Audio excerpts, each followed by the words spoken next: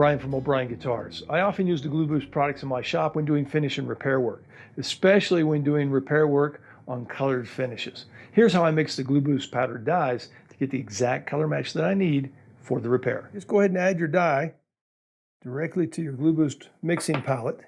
Then go ahead and add your fill and finish.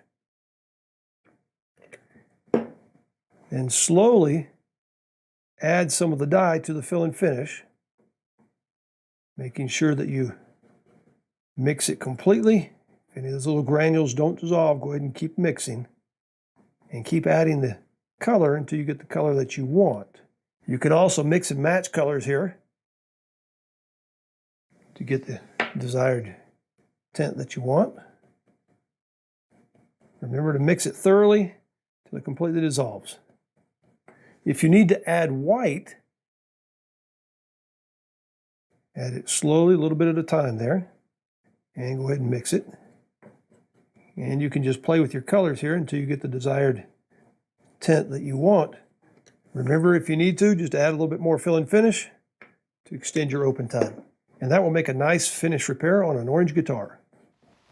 Happy finishing, folks.